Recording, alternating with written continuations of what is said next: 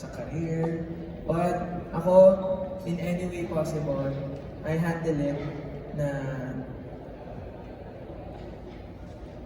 I say this sentence sa sarili ko. Baka maling grammar. Nothing matters and everything matters. So, pag ano po ako, na-overwhelm ako about certain things na, for example, sobra po ako na-burnout sa socially, ganyan. Or sa ginagawa ko everyday, I tell myself na nothing matters. Or, kasi ang burnout nangyayari siya because of a massive impact in your life na masyado siyang na-push or masyado kang na-drain out of it. And whenever I tell myself na nothing matters, doon ako mas nagiging kalmado. Nasasabihin ko sa sarili ko na, yes, sige, nasistress ako dito, nasistress ako dyan, nasistress ako sa ganitong aspect. Pero at the end of the day, we're all gonna die. At the end of the day, di ba? May mga times talaga sa life natin na masyado tayo nagiging gigil sa mga bagay na we're forgetting to enjoy the now.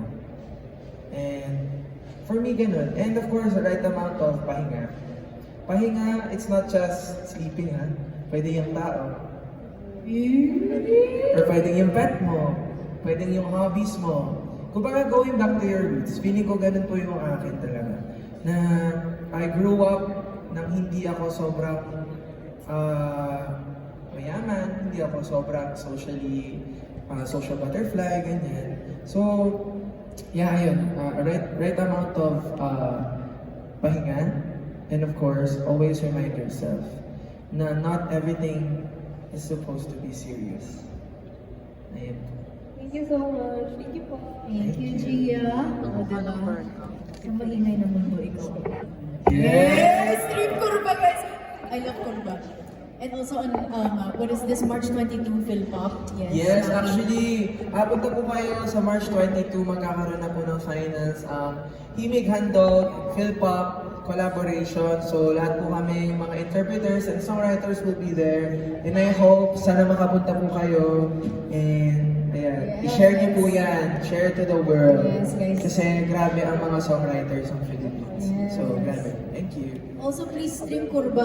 Okay, favorite Maki song ko. Hindi, iboto nyo. Iboto nyo rin ang Kurba. The best. Okay, thank you so much again, Gia, of One in Manila. Next naman is Mami Jo. Hello. Hello po, Mami. Congratulations. Thank you po. Oo. Siguro kasi marami nang natanong lahat na, no? Ako, ang curiosity ko, katulad ng mga fans mo, saan lugar ang more maraming na bubuo kang kanta? Anong lugar ang nakaka-inspire sa'yo na makasulat mo? Kasi ang gaganda ng mga kanta mo. Okay. Siguro sa lugar,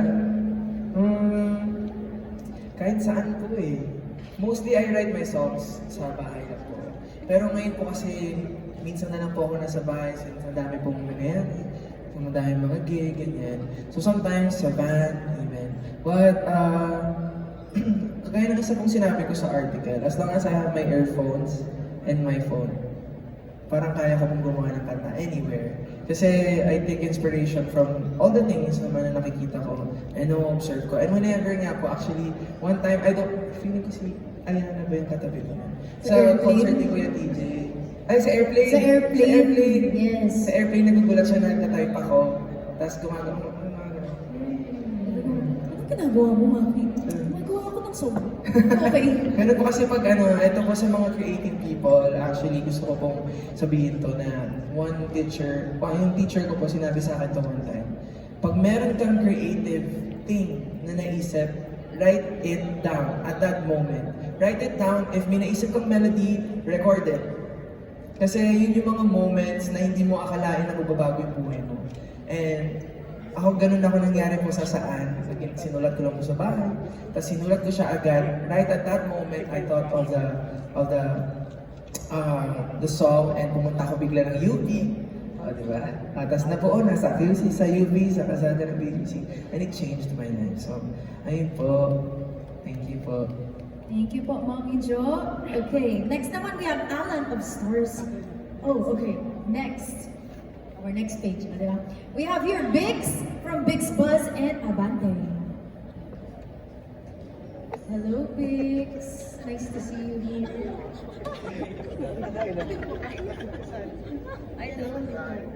Hi, Maki! Congratulations! Thank you po. We love your music. Actually, nung Billy last year, nagpa-picture pa ako sa'yo kasi love na love ko yung mga song mo. Thank Doon you sa po. mga tanong era. Pero, Maki kasi, di ba, ang gaganda ng mga music video mo, maliban sa song, yung music video mo talaga inaabangan din. Doon sa tanong songs, nandun si Karina Bautista, tapos dito sa Dilaw, si Maloy, then yung song namin, wala ngayon naman sila, yes, sila Kyler. Pero ikaw ba may say ka sa pagpili ng mga bibida sa music video mo? Yes po, ako po pumipili. Yes po. Pero ano yung mga parang, ano yung dahilan ng pagpili mo sa kanila? May banks po. True Yung po yun. sinasabi nila lahat. Dapat may banks, may requirement. Natingin mo. May banks. Hindi, ano po. Siguro kasi ano po, you have to watch Namumula, Dilaw, and Bughaw para mag-gets niyo po kung bakit ko pinili yung mga kanta to. Ay, yung mga tao to. Kasi, it also tells a bigger picture, or a bigger story na that correlates within each other. Yung tatlong na to, yung Namumula, Dilaw, and Bughaw. But yeah, I can say po na I'm really happy with my management kasi they let me pick the people and they believe me. Lagi po silang naniniwala sa mga capabilities ko whenever I pick people, the concept, ayun. So, thank you po. Shout out to Tarshare, regards of ABS-CBN Music fans. Pati sa concert, di ba? Binigyan ka nila ng creative freedom. Sa concert din po, yes. Malaki po rin ang binigay nila sa akin creative freedom. So I'm really blessed. And hindi ko po yan tinitake for granted na they let me do the things I want. And kasi marami nga po, di ba, medyo mahigpit. So I'm really happy na ganun na sa akin. Thank you. Pero may curious lang kami, no? Kung may mga color song ka pang naka-line up. Ayan na. Kung may orange, pink,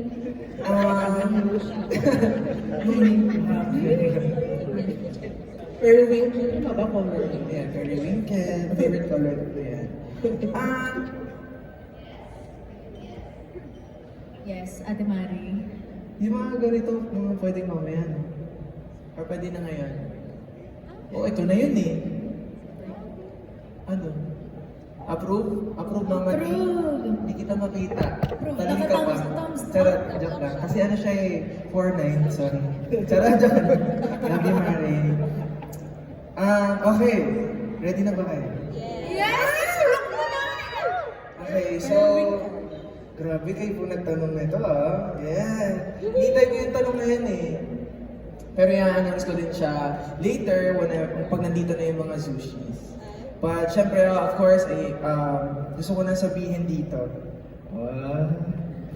I'm gonna be releasing my first ever full-length album. It's gonna be called Color Coaster.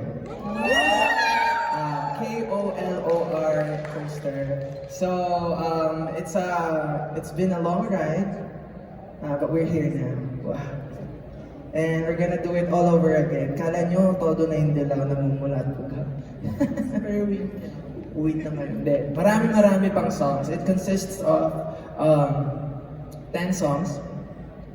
10 songs including Dilaw, Namumula, and Bughaw.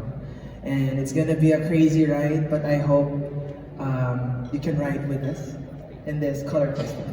So, sana po abangan niyo po yan because it's gonna be an album na I've never hindi ko pa akalain na magagawa ko tong album na to, but it took a lot of work, effort, and of course, heart and time.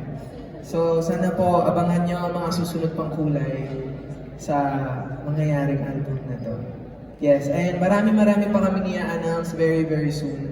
But for the first time, I'm announcing again that Color Coaster will be out very soon. Ayun po. Thank you! May kulay sa bawat isa.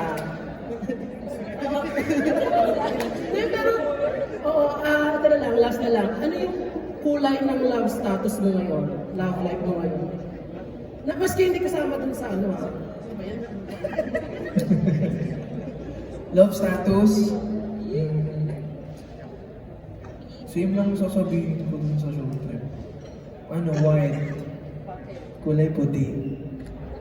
Because it's a new canvas ulit na pwede tayo mag-paint ng different colors, di ba? So, kasi syempre, wala nang po ako love life ngayon eh, kala naman. Yung pusa ko po, si Cloud. itim na ulo. Ayun po, yung kulay, siguro black and white. Yes. Alright, thank you so Thank much. you po. Vix. Okay, next one we have Charmy Joy of Philstar. Hello. Hindi ka mahulog. Maingay na mundo.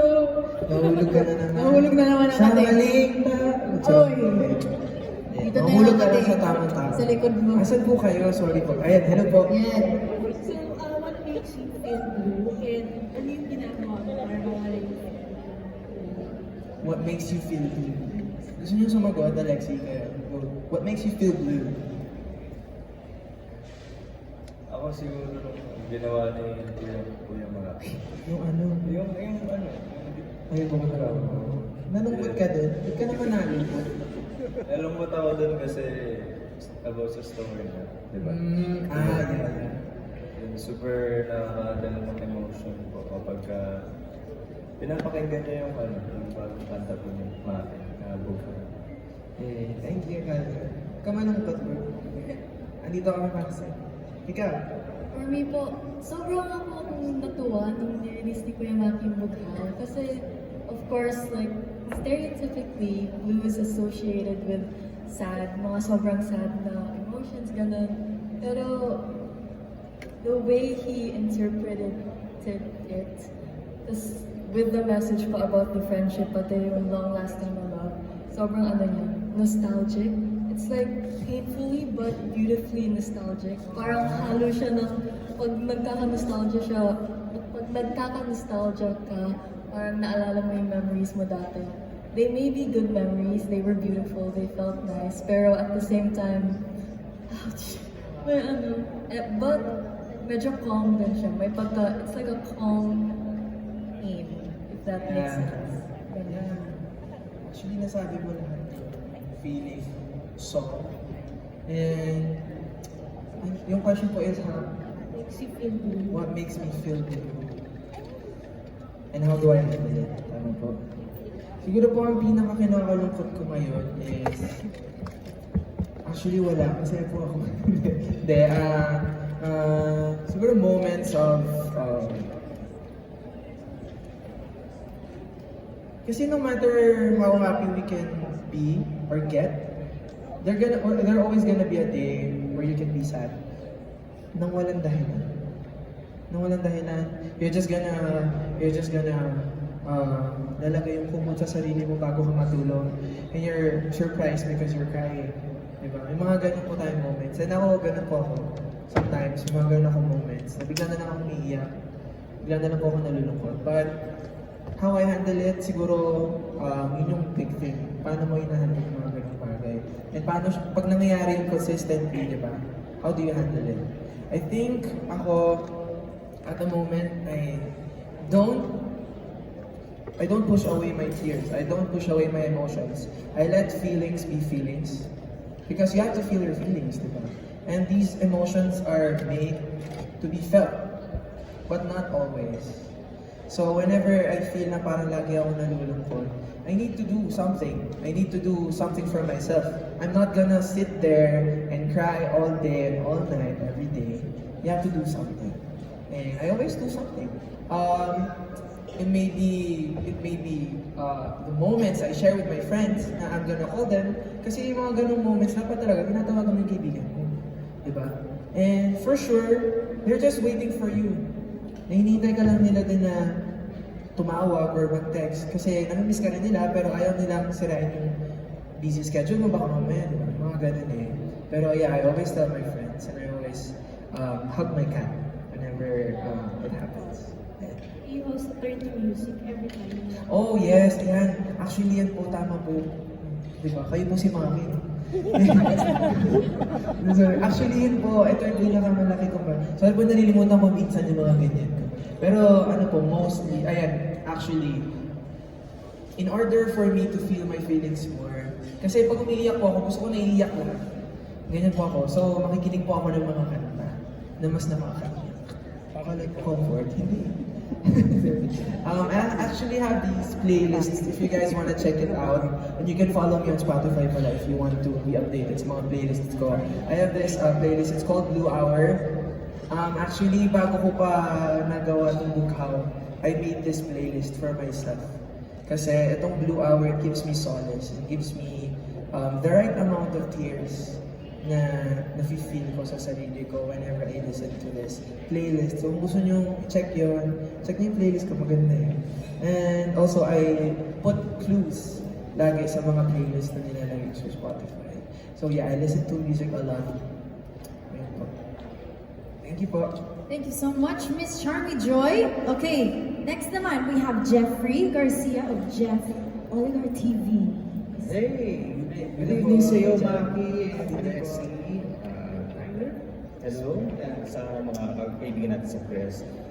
Maki, kung sa lahat artist ka, ikaw ay isang artist din. Ikaw, nadidig ko na ikaw rin gumagawa ng designs for your merch, right? Bilang isa ring artist, hanga ako sa creativity mo. And how you combine colors and emotions para sa mga songs mo. Wow! So, paano mo ginagawang relatable ang bawat lyrics ng bawat kantang ginagawa mo para sa audience and listeners?